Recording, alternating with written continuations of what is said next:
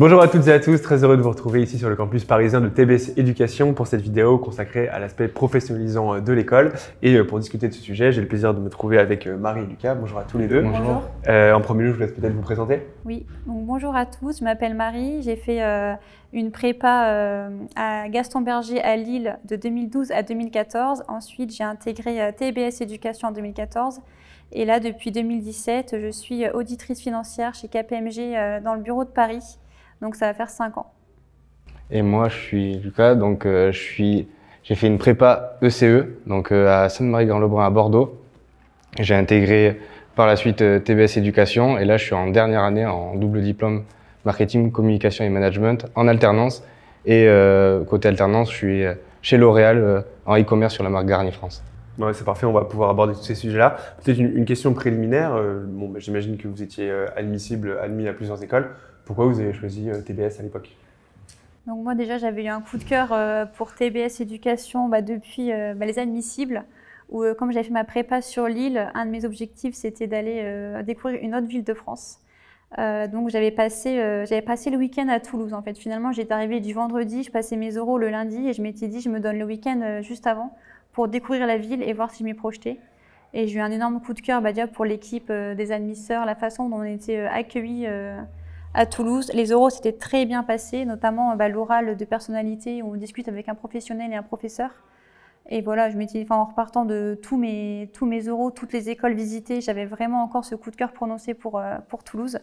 Et heureusement, j'ai été admise et du coup, je m'étais posé aucune question et j'étais super contente de pouvoir y aller. Ok, bon, moi le 6e, ça a été rapide à remplir. Très rapide.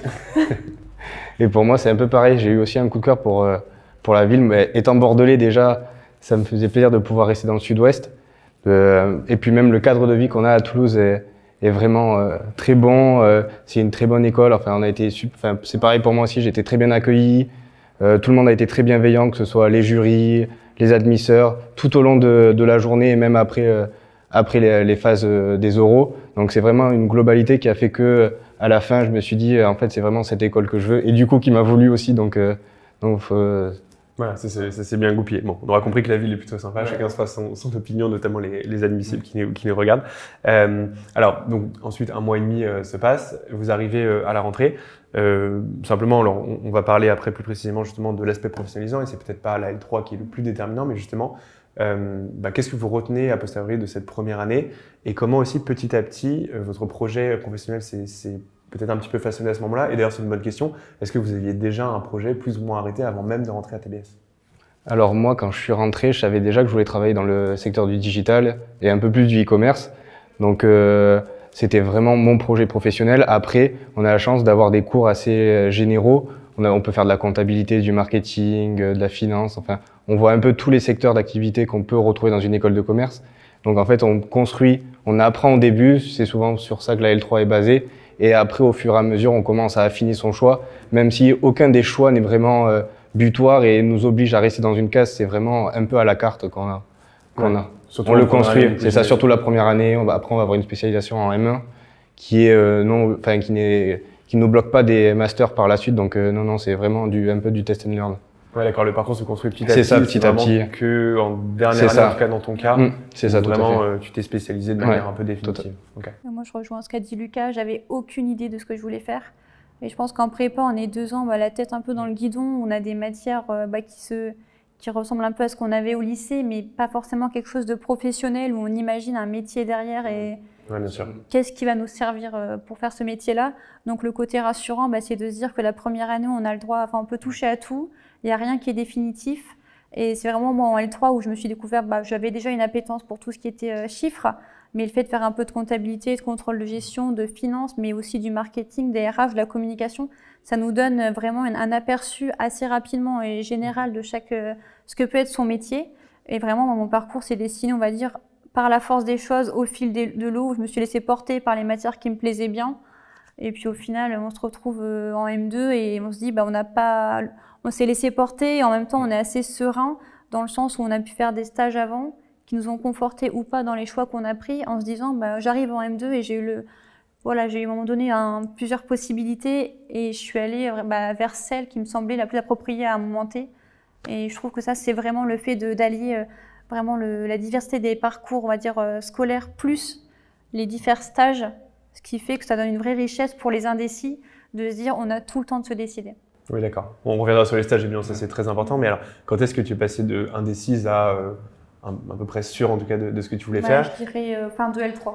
Ouais, fin de L3. Ouais. Et alors, est-ce que c'est des cours? Est-ce que c'est des discussions avec des professeurs, avec des alumni, avec des professionnels? Enfin, qu'est-ce qui t'a permis, en fait, il y a plusieurs choses où finalement, l'avantage, ce qu'on a à TBS, c'est des rencontres avec des professionnels qui viennent nous parler vraiment de leur métier. Et ça, c'est hyper enrichissant d'avoir un vrai aperçu de la vie professionnelle. Et c'est surtout le premier stage que j'ai fait en L3, c'est dans un cabinet d'expertise comptable, une petite équipe. Et en 6 mois, j'ai appris vraiment énormément sur comment ça se passe en entreprise, le métier en tant que tel, même si là, je suis en audit et pas en expertise comptable. Mais ce qui fait qu'on sait ce qu'on veut faire plus tard, de se dire, voilà, je me projette là-dedans et je prendrai les cours derrière qui me permettront de faire tel métier. Donc, je dirais, pour résumer, voilà, c'est les rencontres professionnelles qu'on peut faire sur le campus, des professeurs qui ont souvent un passé dans la vie professionnelle et les stages. Je suis totalement d'accord. Je trouve aussi que le premier stage qu'on a la chance de faire en L3 nous permet un peu de passer du théorique qu'on a en cours à est-ce que finalement ça me plaît dans les faits. Donc ce premier déjà stage nous permet un peu de nous orienter, soit d'un côté ou soit là où on n'a pas vraiment envie d'aller. Et après, le TBS nous met un peu à disposition des spécialisations pour qu'on puisse continuer encore à juger pour qu'à la fin, notre dernière année soit vraiment une pure spécialisation dans ce qu'on désire faire. Ouais, mais vous l'avez dit tous les deux, en fait, c'est l'écart entre la réalité de la prépa, où en fait on fait des maths, de la géopo, de l'éco, et tout d'un coup on se retrouve avec des matières qui n'ont rien à voir et des choses beaucoup plus concrètes. En fait, c'est parfois assez compliqué. Ouais, donc c'est vraiment le stage de L3 qui vous a aussi un peu mis le pied à l'étrier. Et le fait de faire des stages longs, des stages de 4-6 mois et pas juste un petit stage d'été de 3 mois où finalement on n'est pas considéré comme membre à part entière de l'entreprise parce que le temps de nous former, on est déjà reparti. Ouais. Là, d'être vraiment dans les locaux pendant une période longue, vraiment quand on repart, on a une vision un peu plus concrète de l'entreprise et on a l'impression vraiment de quitter son équipe, de se dire, à chaque fois c'est presque un petit déchirement de se dire je me sentais vraiment intégrée dans l'équipe, j'avais mes propres missions. C'est pas juste une courte expérience. Oui, je comprends. Alors, on va dérouler le fil. On peut peut-être commencer par toi, Marie, parce qu'en plus, je vais dire atypique, c'est pas si atypique que ça, mais tu as fait le choix d'un parcours DSCG. Alors, il faudra bien expliquer ce que c'est, parce que je pense que ça parle pas au commun des mortels. Mais en réalité, pour faire assez simple, c'est un parcours d'excellence, dans la mesure où c'est quand même assez compliqué. Enfin, tu m'arrêteras, mais c'est quand même pas le truc le plus simple, on va dire. Oui. Voilà, c'est engageant, l'adjectif peut-être convient plus, qui permet de valider en fait 5 des 7 modules de ce fameux DSCG et qui permet ensuite d'avoir évidemment des facilités pour intégrer le monde de la finance. Voilà, je vais peut-être un peu synthétiser rapidement, mais tu pourrais nous en dire plus. Le DSCG, donc c'est un diplôme qui est équivalent Bac plus 5, donc diplôme supérieur de comptabilité et de gestion. Pour ceux qui se projettent vraiment faire un métier, soit en expertise comptable, être DAF d'une société, faire de l'audit, être commissaire au compte. Directeur financier, du coup. Le directeur financier, voilà. C'est vraiment un diplôme qui est très reconnu dans ce monde-là de la comptabilité, de la finance et de l'audit. Si on veut être soit expert comptable, soit commissaire au compte, il faut aller jusqu'au DEC, donc le diplôme d'expertise comptable, et là c'est un Bac plus 8. Le fait d'avoir la possibilité avec TBS d'avoir des cours en plus et à la fin du coup il faut valider ces matières-là et en final quand on a ces 5 équivalences sur les 7 à la fin, donc au bout du M2, il nous reste à passer juste 2 équivalences et en fait finalement ces 2 équivalences il faut les passer en candidat libre derrière et c'est quand même assez engageant en termes de révision, mais on se dit qu'on est aux 3 quarts du parcours. C'est un cadeau énorme de ne pas devoir avoir les 7 épreuves à passer. Moi, en cabinet, il y a beaucoup de personnes qui avaient fait une école de commerce, mais qui ne permettaient pas d'avoir ces 5 équivalences sur les 7. Oui, ça, c'est important de le préciser. Et qui se sont retrouvés à passer en candidat libre des épreuves. Quand on est dans le monde professionnel, on rentre le soir, aller bouquiner, passer ses week-ends. Je l'ai fait sur une année pour, du coup, le droit et la comptabilité. Ça, c'est les 2 derniers modules. Les 2 derniers modules qui sont quand même assez conséquents, mais je me dis c'était motivant aussi de me dire il t'en reste que 2. Par rapport à d'autres collègues qui avaient les 7 à faire, honnêtement, quasiment tout le monde a abandonné en cours de route parce que c'était beaucoup trop, ça prenait beaucoup trop de temps. Oui, ça. Oui, donc c'est important de le préciser. Beaucoup d'écoles en fait, ne permettent pas de passer ces 5 modules sur 7. En fait, oui, parce que finalement, il y a des modules et des équivalences qu'on arrive à avoir de par le cursus déjà prévu par TBS éducation. Donc finalement, c'est vrai que ça, c'est vraiment une chance et j'encourage vraiment tous ceux qui peuvent le faire, quitte à abandonner en cours de route, parce qu'on se rend compte que c'est pas ça qui nous plaît, mais ne pas se rendre compte trop tard qu'on a raté vraiment une opportunité vraiment énorme. Et donc là, je suis en parcours, du coup, je suis en stage de DEC, donc diplôme d'expertise comptable.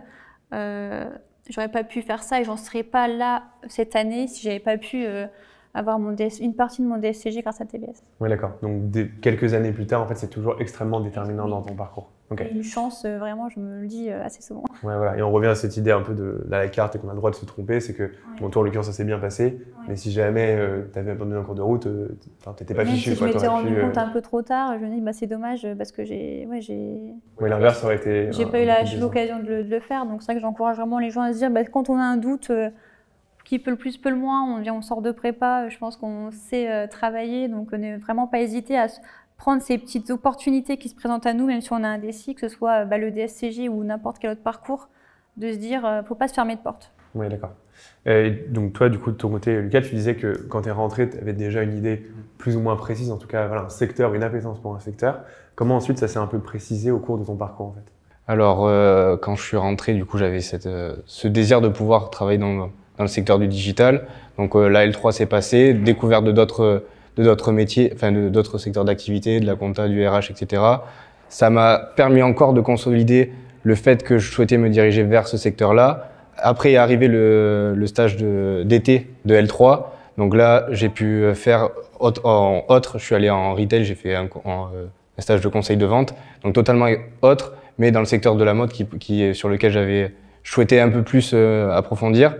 Puis, on a eu la chance en M1 d'avoir des spécialisations, ce qu'on appelait nous PSM, donc pré-spécialisation en marketing. Et là, j'ai pu pouvoir choisir du marketing, donc vraiment aller plus en profondeur, découvrir un peu plus comment ça marche, des études de panel, de la communication, tous ces pans-là qu'on ne voit pas en cours théorique avec tout le monde.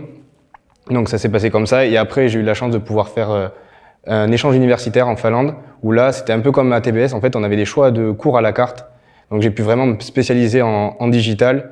Et après, de fil en aiguille, il y a eu mon année de césure où j'ai fait deux stages en digital. Et là, avec la dernière année où j'ai eu la chance de faire une alternance, toujours pareil en e-commerce, et pouvoir choisir un master qui convient le plus à ce que je souhaite faire aujourd'hui. Oui, d'accord. Justement, c'est peut-être l'occasion de parler des stages maintenant, parce que tu l'as un peu évoqué en creux. Déjà, au niveau du fait de trouver ces fameux stages, en plus de ce que je comprends, vous avez plutôt trouvé des belles boîtes et des postes intéressants qui correspondaient à vos aspirations. Comment ça s'est passé? Est-ce que le nom TBS suffit entre guillemets? Est-ce que c'est le fait d'être connecté avec des alumni? Est-ce que c'est l'école qui vous met en relation avec certaines entreprises? Enfin, voilà, comment ça s'est passé de votre côté, tout simplement, et aussi comment ça s'est un petit peu articulé. Donc, vous avez tous les deux fait une césure en fait, hein, oui. c'est bien ça? Ok. Moi, je vous laisse, je sais pas qui veut commencer. C'est plus frais pour toi. Alors, est-ce que l'école nous aide? Oui, on a la chance d'avoir une plateforme où on a toutes les offres de stage, d'alternance, VU, enfin, etc. Vraiment tout qui regroupe un peu toutes les offres. Donc ça, c'est quand même un outil que nous met à disposition l'école qui est très important et qui nous aide dans nos recherches. Après, le nom de l'école, oui, de par la reconnaissance qu'on a dans le secteur professionnel, TBS Éducation connaît ou même sous les anciens noms. Donc ça aide, c'est une preuve de qualité qui permet déjà de un peu débloquer certaines situations. Et c'est pareil avec les alumni aussi, de pouvoir discuter avec des personnes qui sont soit dans l'entreprise, j'ai eu la chance de récupérer un stage d'une personne qui était aussi à TBS Éducation juste avant moi, donc de pouvoir discuter, est-ce que finalement ça convient, est-ce que par rapport à mon parcours c'est quelque chose qui pourrait me plaire. Donc il y a vraiment une interconnexion entre tout le réseau qui nous aide au fur et à mesure à faire nos recherches, à mettre un peu un pied, et puis une fois qu'on a le pied, il nous aide un peu aussi à prolonger tout ça tout au long de notre cursus et même un peu après aussi. Oui, moi je vais rebondir sur ce que tu as dit, et quand je compare avec d'autres expériences de personnes de lycée qui n'ont pas fait de prépa et qui ont galéré à trouver des jobs, je me dis on n'a jamais eu de difficulté à trouver que ce soit des stages, le CDI, c'est hyper fluide et on ne se rend pas compte de la facilité qu'on a à rentrer sur le marché du travail, surtout dans la période actuelle. Je trouve ce qui est bien déjà, c'est au tout début, pour faire un premier CV, une première lettre de motivation, je trouve qu'on est déjà accompagné par l'école. Comme tu disais, il y a un répertoire avec toutes les offres à disposition. Ce qu'il y a aussi, c'est les forums écoles où on a les entreprises qui viennent directement à TBS Éducation, en fait, qui viennent nous chercher sur le campus de Toulouse. J'imagine que c'est pareil à Paris. Et moi, mon premier job chez KPMG, quand j'étais en césure, ils sont venus sur ce forum. Et en fait, j'ai eu ce premier stage parce que j'avais eu un très bon contact avec du coup, les personnes de chez KPMG. Et ensuite, j'ai fait un stage sur Paris. Je suis rentrée là, du coup, je suis dans les équipes de Financial Services sur Paris en audit depuis 5 ans. Et je me dis, finalement, si j'en suis là aujourd'hui, c'est par rapport à un contact que j'ai eu sur un forum étudiant en M1. Ouais, 5 ans avant, quoi. 5 ans avant. Et le fait aussi que non, TBS Éducation, c'est reconnu dans le monde professionnel. Et là, je suis passée de l'autre côté de la barrière parce que maintenant, je suis en charge du recrutement des stagiaires chez KPMG dans les équipes de Financial Services. Et quand je vois un CV d'alternant de TBS Éducation, je rencontre ces étudiants-là, je leur dis pas d'où je viens pour pas biaiser l'entretien. Mais en fait, je me dis, je rends ce qu'on m'a donné. Et c'est vrai que c'est des entretiens qui restent toujours hyper intéressants où je me rends compte la diversité des parcours, les stages qui ont pu être réalisés avant une expérience chez KPMG. C'est toujours des très beaux profils. Et du coup, c'est vrai que ça conforte dans l'idée. Tu sais qu'ils ont été formés à bonne école, quoi. Et de se dire, au-delà du nom de l'école, même la façon de se présenter, les expériences, les envies, le fait comment ils se projettent dans la vie professionnelle, vraiment, c'est des très bons candidats. Donc, c'est vrai que de par mon expérience et maintenant ce que je vois dans les personnes que je recrute, c'est vrai que je me dis, c'est là aussi où je me rends compte encore plus de la force de l'école et de ce qu'on nous offre en tant qu'étudiant. Mais oui, parce que en fait, ça paraît, pour nous, ça l'est, mais c'est pas forcément évident pour les étudiants de prépa. KPMG, ça fait partie des fameux Big Four, on va dire. C'est vraiment les gros mastodontes de l'audit. Enfin, c'est les boîtes les plus prestigieuses quand on veut rentrer, quoi. Ouais, c'est ça. Oui, c'est pas l'évidence même de rentrer à KPMG, loin de là, quoi. Voilà, petite précision au passage pour ceux qui sont intéressés par ce secteur. Et justement, ce serait intéressant de comprendre en fait comment après ça s'est articulé, votre stage de césure et votre année de spécialisation. En fait, pendant 1 an, vous avez été confronté véritablement au métier. Finalement, qu'est-ce que vous allez chercher dans cette spécialisation, puisque vous avez déjà une expérience significative? Qu'est-ce qui vous reste à apprendre? Et ensuite, alors toi pour l'instant c'est pas encore le cas, mais toi ensuite comment ça s'est passé entre cette fois-ci l'année de spécialisation et l'année, toi tu as fait un stage de fin de césure il me semble, pas de fin de césure pardon, de fin d'études avant de rentrer en CDI. Donc ouais, voilà, comment cette dernière année à TBS finalement, elle vient compléter ce que vous avez déjà appris et comment elle vous permet par la suite de vous intégrer encore plus facilement sur le marché du travail. Déjà, c'est vrai que quand on arrive en M2 et le fait d'avoir fait 1 an d'expérience professionnelle avant, on n'est peut-être plus tout à fait les mêmes. Et le fait d'avoir une expérience significative dans le monde du travail, on aborde les cours vraiment, de se dire qu'est-ce que ça va m'apporter pour la suite, qu'est-ce qui me reste à acquérir comme savoir, plus des savoirs techniques, parce que tout ce qui est comportemental, pour moi, on l'a déjà vraiment acquis pendant l'expérience professionnelle. Et les souvenirs que j'ai du Master 2, c'est beaucoup de travail de groupe, d'avoir des projets, de devoir faire des restitutions, des synthèses. Et ça, c'est des choses qu'on va appliquer directement dans le monde professionnel. Donc, je trouve que ce qu'on attend de nous en termes de rendu, c'est pas de remplir sa copie et d'avoir des questions purement techniques. Ça, on va l'avoir. Mais c'est aussi de se dire, dans le monde professionnel, tu as forcément des synthèses à écrire, des supports à présenter à ton futur client. Et c'est vraiment vers là-dessus qu'on nous amène. Et moi, mon stage de fin d'études, je l'avais déjà, je pense, avant de faire le M2. Pour moi, c'était plus une pré-période d'essai parce que j'avais déjà fait un stage en audit, je savais que je voulais continuer. Donc, j'avais fait mon premier stage, comme on avait dit, à Toulouse en césure. Je me projetais plus sur Paris pour la suite. Donc, j'avais postulé et ça s'est fait très facilement d'un bureau à un autre. Donc, c'était plus de se dire, notamment moi sur le parcours un peu plus, c'était tout ce qui était comptabilité, audit externe. D'avoir tout ce qui est sur les normes IFRS, la consolidation, acquérir ce petit bagage que je n'avais pas encore eu, mais technique. Et le fait d'avoir fait un stage avant, je savais que c'est ça qui me manquait. Oui, tu as compris. J'ai compris ce qui me manquait, exactement. Ouais. Ok, ouais. D'accord. Et vraiment après, l'aisance à l'oral, le travail en groupe, et c'est là-dessus qu'on nous attend aussi dans le monde professionnel. Ouais, c'est ça. Je trouve que c'est beaucoup plus axé monde professionnel, vraiment. On délaisse un peu plus de théorique. On a toujours quand même des cours théoriques par obligation, parce qu'on a besoin de connaître un peu l'histoire de nos métiers, etc. Mais en fait, on délaisse un peu cette partie théorique et les profs savent qu'en fait on a de nouvelles attentes parce qu'on a fait on a 1 an d'expérience. En plus, nous en alternance, on est en entreprise le reste du temps, donc on a vraiment les mains dans le travail, donc on sait ce qu'on attend. Et en fait, les profs savent aussi se baser sur ça pour pouvoir nous apporter, en fait, nous aider un peu au quotidien, nous sortir un peu de juste on apprend certaines matrices ou autres, et vraiment de pousser, utiliser de nouveaux outils. Aussi sur l'oral, c'est vrai que l'oral, on en a énormément parce qu'en entreprise, on est très souvent mené à présenter, à faire des présentations, enfin à faire des PowerPoint, etc. Donc les professeurs s'axent beaucoup plus sur ça, les travaux de groupe, parce qu'on va travailler en équipe. Donc c'est vraiment, on a l'impression d'être plus dans une petite entreprise, toujours dans une école, mais plus vraiment dans une classe où on s'assoit, on apprend. À la fin, on a un partiel avec un QCM ou autre, voilà, et on ressort un peu ce qu'on a appris, quoi. On est vraiment plus professionnel. Elle change totalement. Ouais. Je trouve qu'on n'est plus les étudiants de L3 qui sortent de prépa. On est des jeunes professionnels finalement.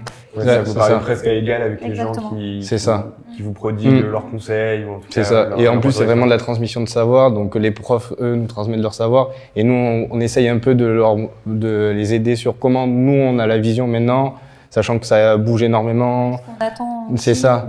Ce qu'on attend. Enfin, ils sont beaucoup plus à l'écoute. C'est moins structuré. C'est vraiment essayer de construire certains cours ensemble pour pouvoir que tout le monde ait un peu les mêmes bagages à la sortie. Puis ça passe super vite aussi. Hein, ouais.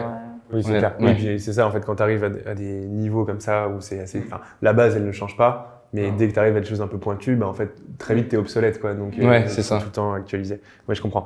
Alors, un élément aussi important, je ne sais pas si c'était ton cas déjà à l'époque, Marie, mais toi, Lucas, du coup, tu es en MSc, donc en fait, tu vas être double diplômé du programme Grande École et du MSc, donc qui s'appelle Marketing Management Communication. C'est ça. Et donc en fait, tu te retrouves finalement dans une classe qui est peut-être plus diverse aussi. Est-ce qu'il y a que des Français dans ton cours? Il y a aussi des étrangers? Non, là, nous dans notre classe, on n'est que Français. Ouais. De tête, je pense qu'il y a possibilité que des étrangers puissent être avec nous, mais en fait, on a un master qui est en 50% français, 50% anglais. Sachant que on a tous des profils différents. Certains travaillent en anglais, d'autres en français. Et sachant que quand même l'anglais est un des prérequis essentiels dans le monde du travail, donc c'est vraiment de jongler, savoir aussi jongler un cours en français, un cours en anglais, pouvoir vraiment faire ces petites modifications mentales, de savoir switcher d'un moment à un autre, qui c'est vraiment ça. Bilingue c'est ça, cas, quoi. Tout à fait. Oui, voilà. Et puis, enfin, le MSI, c'est aussi la norme internationale, ce qui fait que j'imagine, enfin, toi, je sais pas, d'ailleurs, tu nous le diras si tu veux bosser en France ou à l'étranger plus tard, mais au moins, tu as cette reconnaissance si tu veux bosser à l'étranger. Et alors, donc, autre chose aussi, c'est que cette MSI, il est proposé en alternance. Donc, tu bosses à L'Oréal par ailleurs. Donc là aussi, bon, je pense pas besoin de présenter L'Oréal en l'occurrence. Première question, comment tu as décroché, du coup, ce stage de fin d'études? Est-ce que tu te projettes l'année prochaine aussi à L'Oréal? Et très concrètement, qu'est-ce que tu fais aujourd'hui et comment précisément, comment tu alternes finalement entre ces sessions de travail sur le campus parisien, du coup, puisque tu es basé à Paris maintenant, et ton travail à L'Oréal? Alors, comment j'ai trouvé mon alternance? Tout simplement sur le site carrière de L'Oréal. Donc, j'avais déjà une liste d'entreprises dans lesquelles je souhaitais m'orienter. Donc, c'était soit la mode, soit la cosmétique. C'était vraiment dans ces secteurs-là. L'Oréal a été directement un choix personnel. Donc, ça a été très rapide. Au bout de 2 ou 3 semaines de processus, j'avais déjà ma proposition. Donc, ça aussi, ça fait partie des chances qu'on a avec TBS Éducation, c'est que la reconnaissance qu'on a, les processus vont toujours beaucoup plus rapidement, j'ai l'impression. Donc ça, c'est une chance. Après, est-ce que je me projette? Oui, je me projette chez L'Oréal. Après, les processus sont longs en interne, donc c'est en cours, mais oui, on apprend en fait à travailler, à vraiment s'imprégner de l'entreprise sur 1 an, plus que entre 4 et 6 mois sur les stages de césure. Oui. Donc là, on a vraiment la possibilité de s'imprégner de l'entreprise, des valeurs, de la culture, de pouvoir un peu des fois sortir, prendre du recul, discuter avec d'autres personnes de la classe qui sont dans d'autres entreprises, de voir est-ce qu'il y a des améliorations, enfin est-ce que c'est vraiment la meilleure entreprise ou pas. Enfin, on peut vraiment bien s'imprégner et prendre du recul.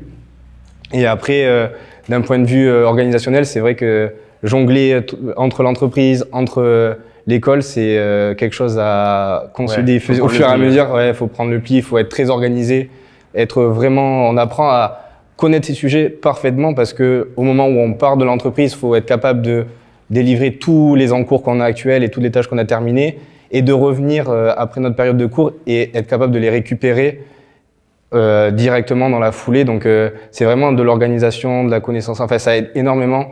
Ça nous permet d'avoir une rigueur.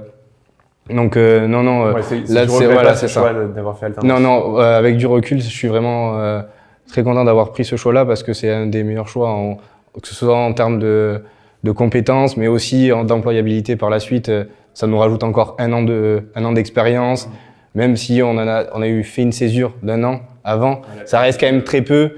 Donc là, le fait d'avoir fait 1 an supplémentaire, on arrive sur un marché du travail où on a de la plus-value par rapport à des personnes qui ont fait, par exemple, un parcours initial. Et petite question plus générale justement sur l'alternance, parce que DBS Éducation est une des écoles qui valorise le plus ce parcours-là. Il n'y a pas de quota, tout le monde peut potentiellement faire l'alternance. Déjà, comment ça se répartit entre Toulouse et Paris? Parce que là, actuellement, on est sur le campus parisien. J'imagine qu'il y en a aussi qui font leur alternance à Toulouse. Est-ce que tu sais à peu près comment ça se... Alors, je suis pas sûr qu'on n'a pas de répartition par étudiant, on va avoir des répartitions par master.